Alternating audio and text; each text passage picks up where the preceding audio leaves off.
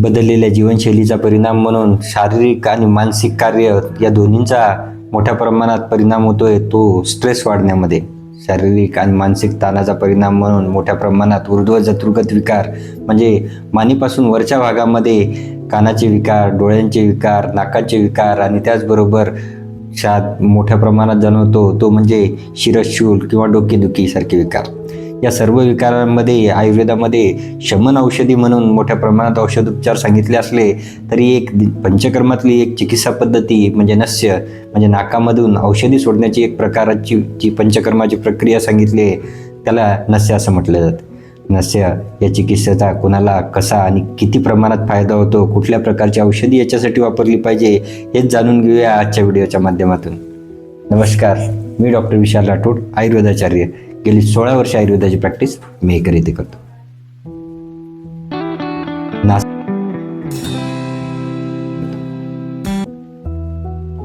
NASA ही शीर्षोदारम अशा एका सूत्राद्वारे आयुर्वेदामध्ये नाकाला हे शिराचं म्हणजे मेंदूचं द्वार म्हटलंय.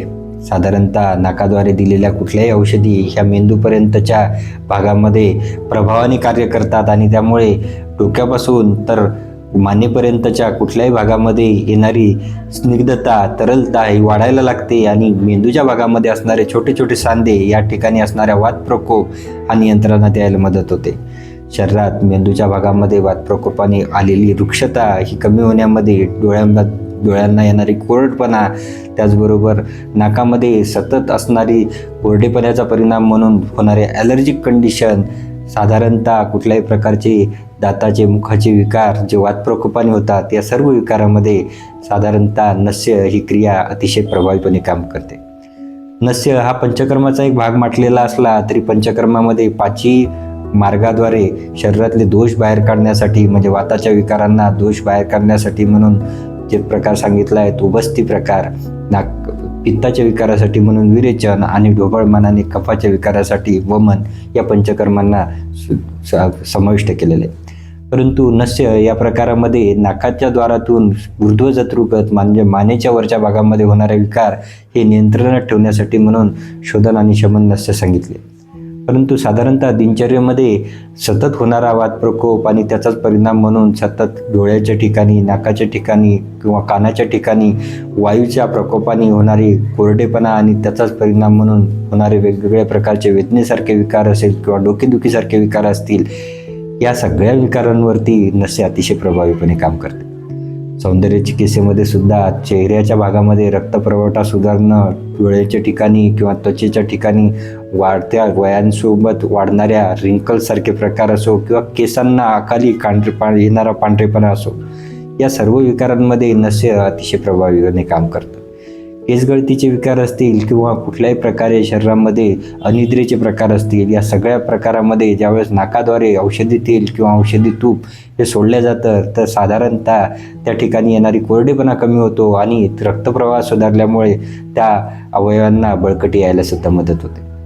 दिनचर्येमध्ये आता वाढलेला स्क्रीन टाईमचा परिणाम, त्याचबरोबर मोठ्या प्रमाणात वेगवेगळे प्रदूषणं आणि केमिकल्सचा वापरणारा चेहऱ्यावरचा वापर किंवा केसांवरचा वापर यामुळे केसांची मुळं कमकुवत होणं, त्याचबरोबर त्या ठिकाणी रक्ताचा पुरवठा कमी होऊन स्ट्रेस वाढणं, झोप मंद होणं आणि आज्ञाचक्रापासून तर सर्वच अवनाहत चक्रापर्यंत सर्वच ठिकाणी होणाऱ्या मेंदूच्या आज्ञांच्या कुठल्याही प्रकारचा अवरोध हा दूर करायला नस्य उपयोगी ठरतं. आता साधारणतः पंचकर्मासाठी केलं जाणारं नस्य हे योग्य वैद्याच्या सल्ल्याने आजाराच्या अवस्थेनुसार करायचं असतं. परंतु एक दिनचर्येचा भाग म्हणून नस्याचा उल्लेख सुद्धा आयुर्वेदामध्ये केलेला आहे. त्यामुळे दिनचर्येमध्ये कुठल्याही प्रकारची सतत होणारी कुठल्याही प्रकारची बदल हे सुद्धा मोठ्या प्रमाणात आजाराला कारणीभूत ठरत असतात. त्यामुळे रोज नित्य नियमाने सुद्धा नस्य करण्याचा, कुठल्याही ऋतूमध्ये नस्य करण्याचा दिनचर्येमध्ये उल्लेख आलेला आहे. आता ही दिनचर्येमध्ये करायचा पंचकर्मासारखा नस्याचा प्रकार हा साधारणतः नित्यनियमाने कशा पद्धतीने केला पाहिजे आणि कुठली औषधी वापरली पाहिजे.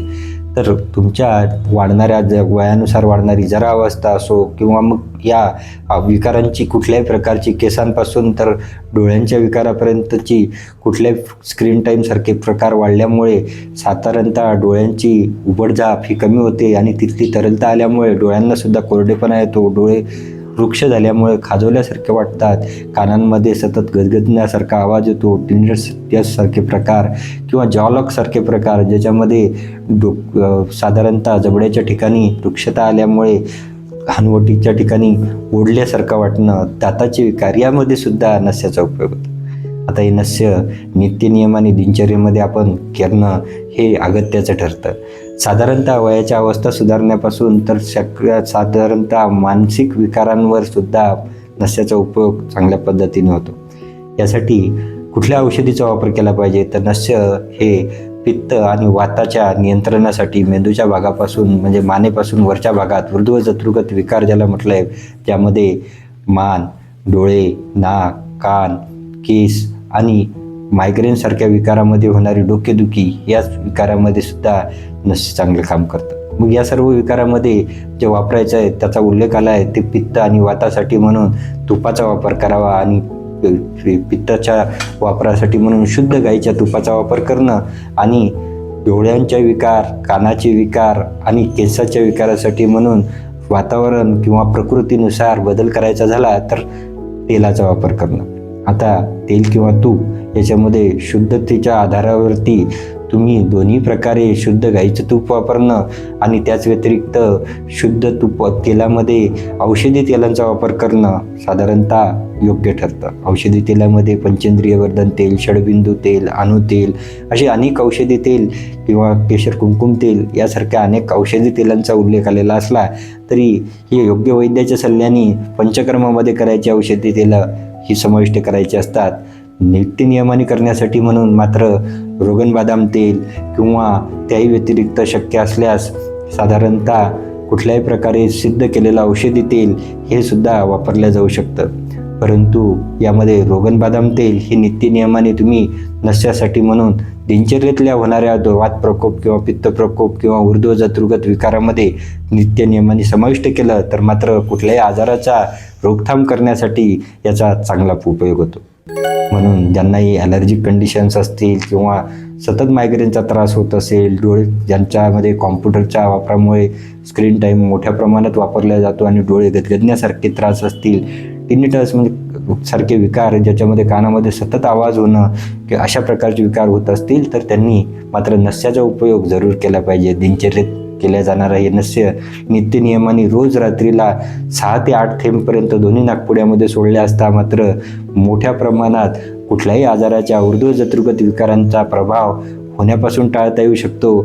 आणि याही व्यतिरिक्त कुठले जुनाट विकार तुम्हाला चालू असतील तर मात्र पंचकर्मामध्ये केल्या जाणाऱ्या नस्य योग्य पद्धतीने वैद्याकडून जरूर करून घेतलं पाहिजे, जेणेकरून आपल्याला अनेक आजाराला रोकथाम करण्यात आपण यशस्वी ठरू.